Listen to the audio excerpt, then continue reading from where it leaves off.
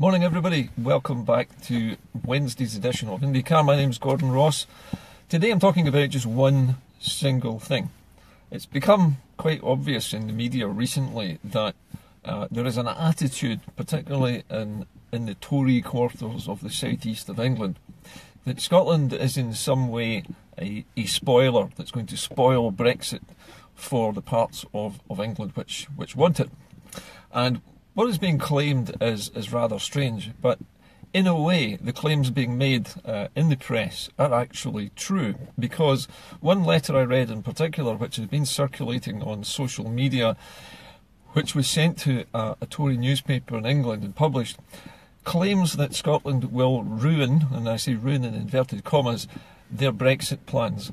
Particularly it would ruin trade deals with the United States of America. Now, the author of this letter, the writer, claims that Scotland would refuse to comply with the rest of the UK. It would refuse to be a part of the UK as it was negotiating a new trade deal with the USA. Now, quite apart from the fact that it couldn't really do that anyway, there is the issue of the standards which both countries would need to have in terms of health, hygiene, food safety, product safety, testing, all of these things. And the problem is the author claims that Scotland would refuse to lower its standards to the same level as the United States in order to obtain this trade deal, this free trade agreement with America. Now, if you think about this for just a moment, you'll realise that what this person is saying is that the United Kingdom, in its efforts to do a deal, it's so desperate to do a deal with the USA, it is quite prepared to lower all of its safety and food hygiene standards to the same very low levels as those of the United States. It will also have to lower its wages, reduce its workers' rights, and all kinds of other things to actually converge with the incredibly low standards that the United States has in terms of both the manufacturing of goods and foods, and the way food is produced, and the way it is packaged and sold. All of these things fall well short of the very high standards that we are used to in this country. Remember that things like food safety and hygiene, all of these things are devolved powers. These are things which are the responsibility of the Scottish Government. And the Scottish Government's job is to protect public safety, to make sure that food is safe, to make sure that products coming in from other countries meet the standards of, at the moment, the European Union, which is normally marked with the CE. In the old days, we used to have the British Standards kite mark. You probably remember that if you're as old as me. But the point is that none of those standards will exist if the writer of this letter has their way. Now, is it true that Scotland would prevent a deal from happening in the case of having to lower its standards? Well, of course it has to, because if it doesn't, people of Scotland are going to be put at risk. Chlorinated chicken is one of the things that catches everybody's attention and people talk about it. But why would chicken need to be dipped in chlorine before it is shipped, unless it's heavily contaminated with bacteria to begin with? Which means the standards in their slaughterhouses and their butchery departments and their factories and meat packing plant are so low that they actually have to dip the product in chlorine, basically, before it's shipped out, because it's so filthy. Now, do you want that kind of food entering the food chain? Would you be happy to serve that kind of chicken in a burger to your child? I bet you wouldn't. Is it worth that risk just so the rest of the UK has a deal with the United States? I don't think so, and I can't see anybody in the Scottish Government agreeing to any of this.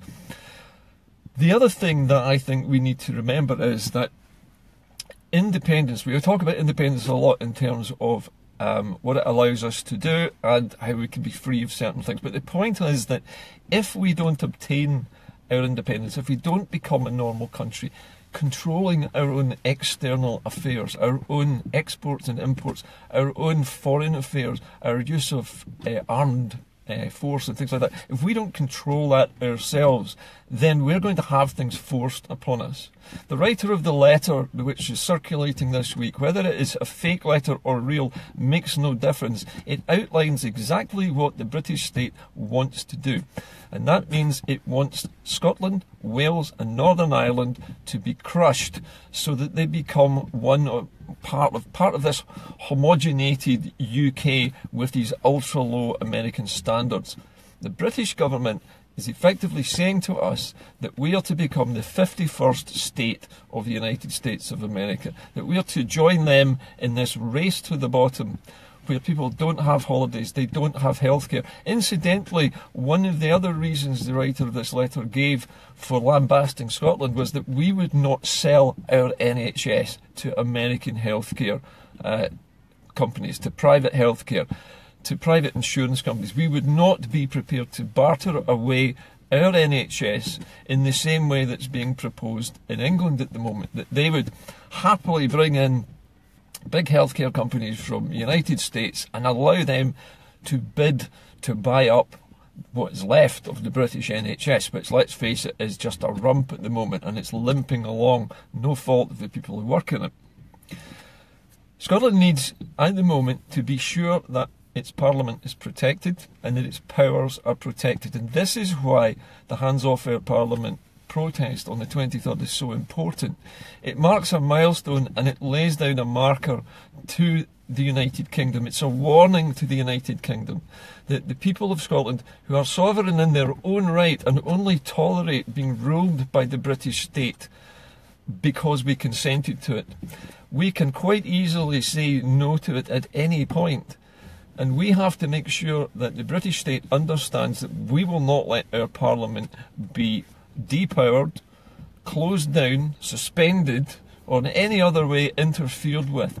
We have our parliament, it is ours, we're not having it shut down for another 3 centuries just so that the UK can do a deal with the incredibly low standards I've just described.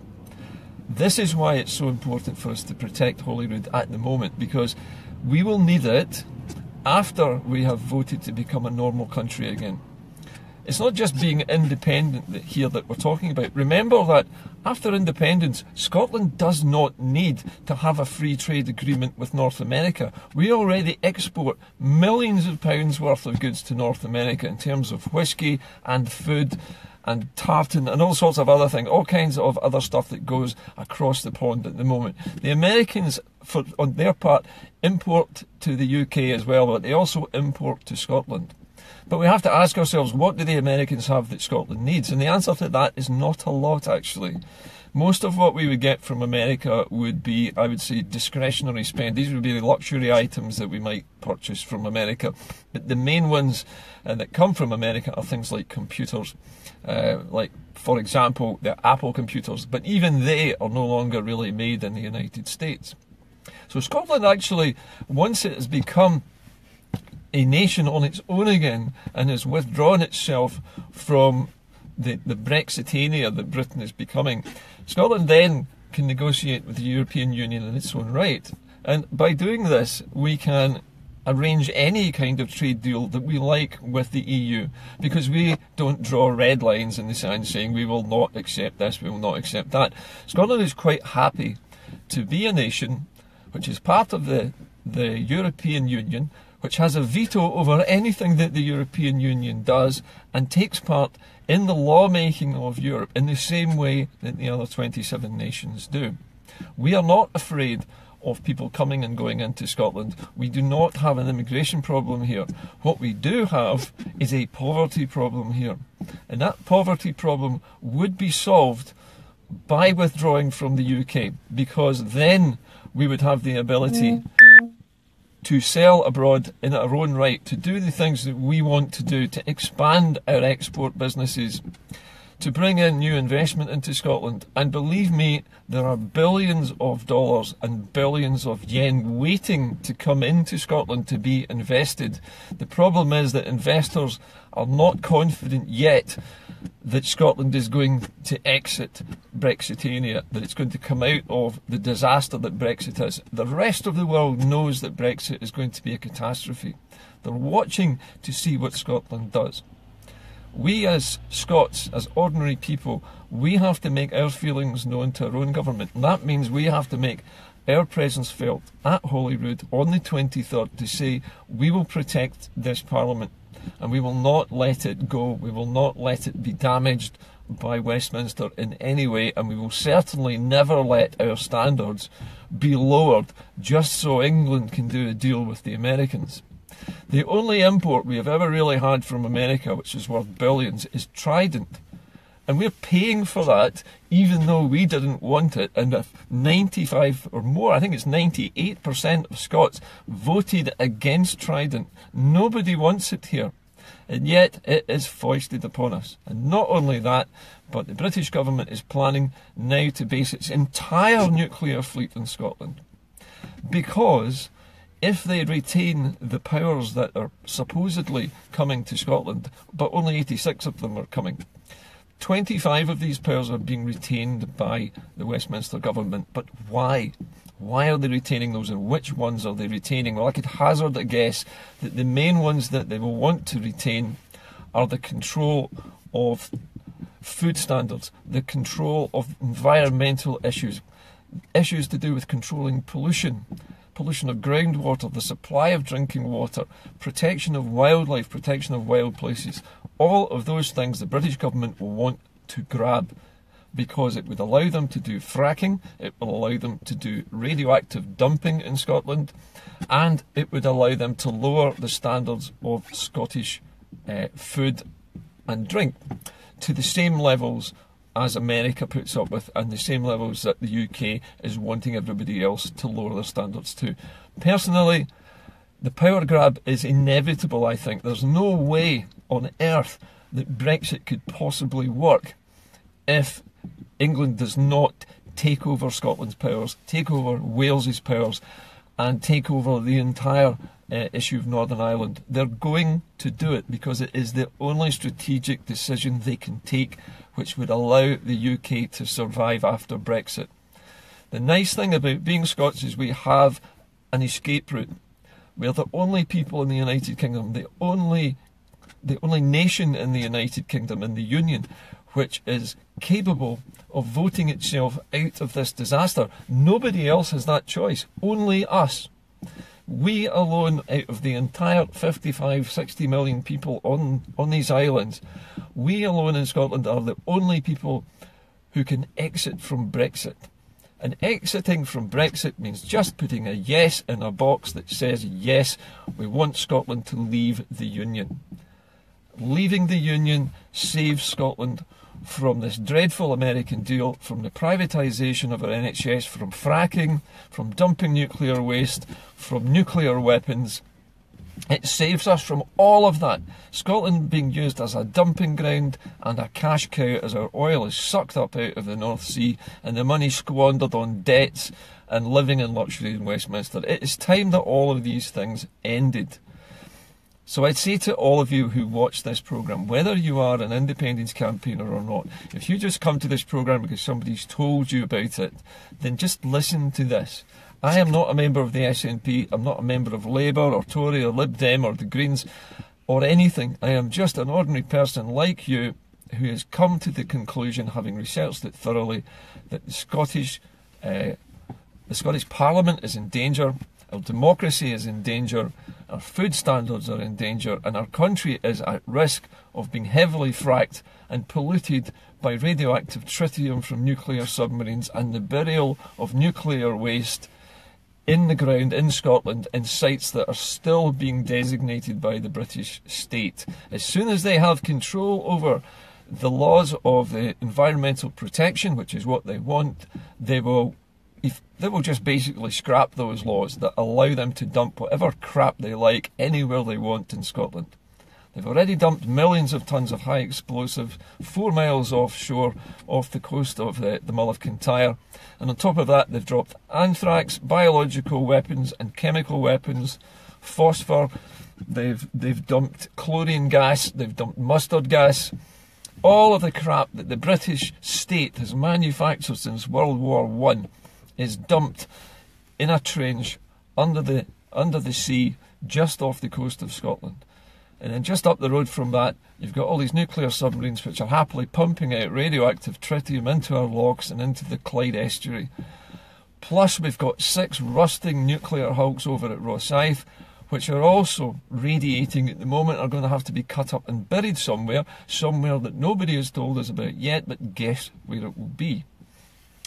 So, if that doesn't scare you, I don't know what will. I'm not just scaremongering today though. These are facts. These are things that you can check for yourself. I'm not just making this stuff up. All of these things I'm telling you about today exist already.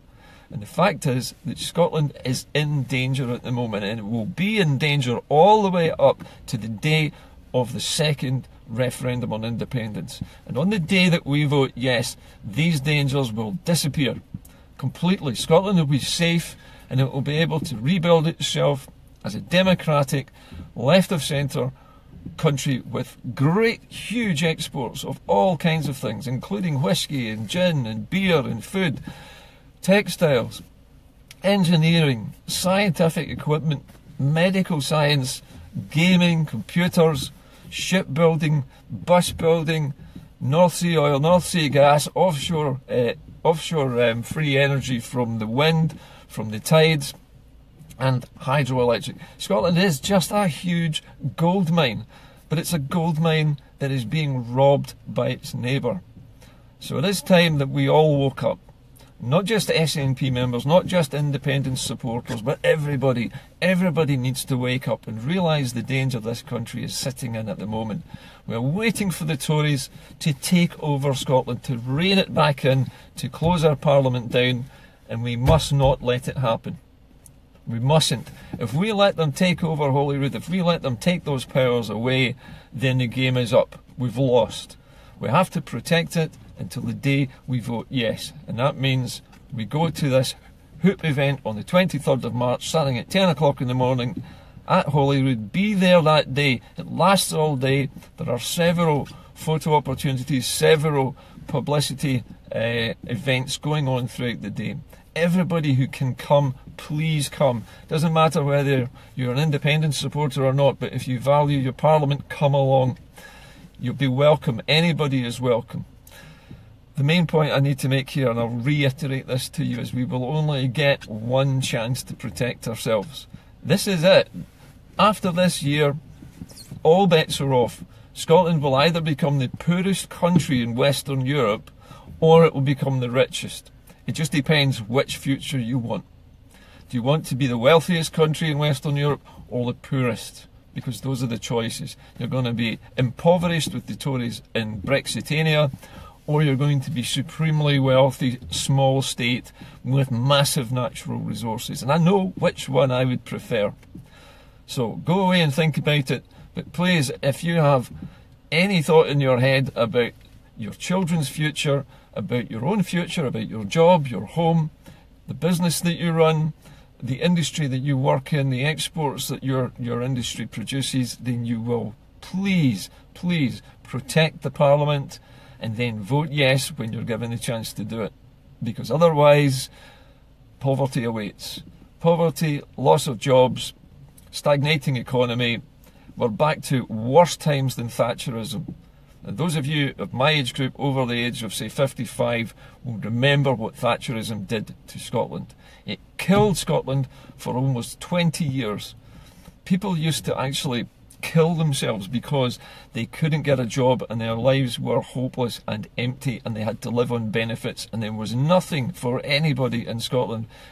A whole generation emigrated from Scotland in the 1980s to find work somewhere. And that was because of the Tories then. What's happening now is because of the Tories now. We must do something. It's very important that everybody who watches this show takes some action. I don't mean just writing in to Facebook or writing on social media. I mean, get off your backside and get out onto the streets and join in the rest, join in the demonstration with the rest of us, because, as I say, we're not going to get another chance at this. We have to get it right, and we have to protect our country until the point where we vote. Everything else is of secondary importance. Everything else could be settled after we're free of the Brexit disaster. But right at this moment, the most important thing is to escape from Brexitania. I'll see you later. Bye for now.